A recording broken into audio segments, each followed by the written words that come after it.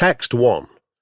One summer, an elderly gentleman moved to a house in a peaceful street near a school. Then the school year began.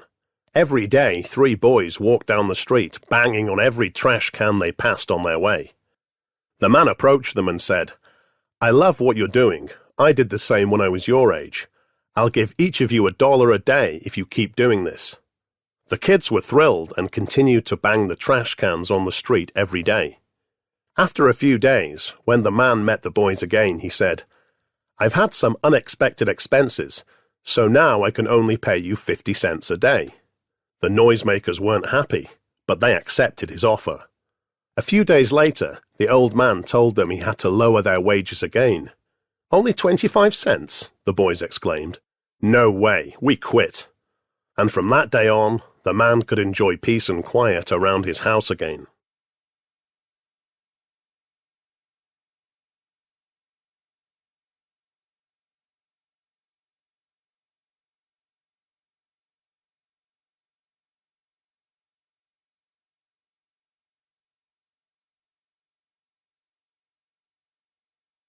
Text 2.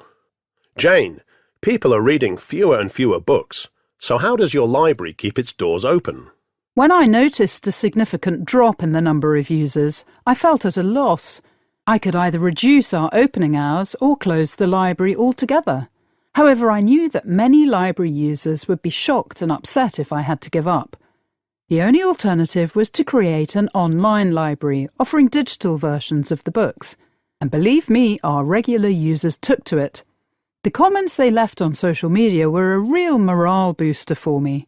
Also, I soon started getting more and more online loan requests. Now my library also offers a platform where ideas and views about books and art are exchanged.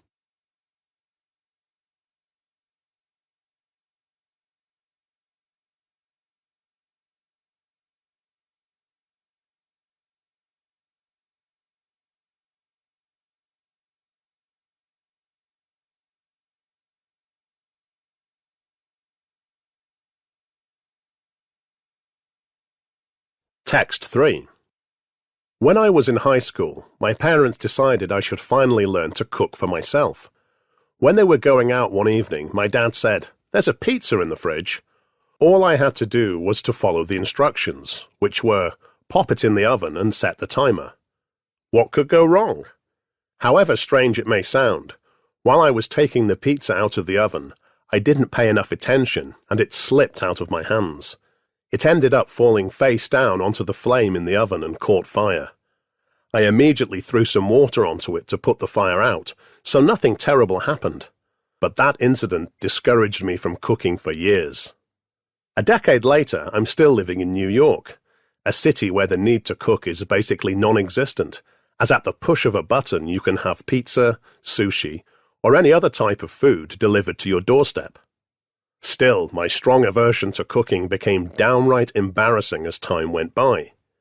Plus, eating out with a bunch of friends every single night was not doing my finances any favors. So I tried to use apps which give demos of how to make easy meals, but it didn't work out for me. I felt I had to be taught how to cook by someone personally. That's why one of my New Year's resolutions was to enroll in a cooking course.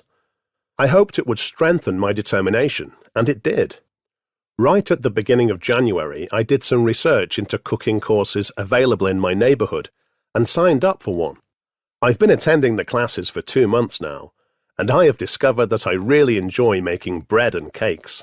The precision required for that is something much more relaxing than the improvisation that goes into other kinds of cooking. I only regret that I now have to pay to learn how to cook, although I could have learnt it for free from my dad, if only I'd wanted to. So, am I the next master chef? No. But I still hope I will be able to make a simple meal for my friends one day.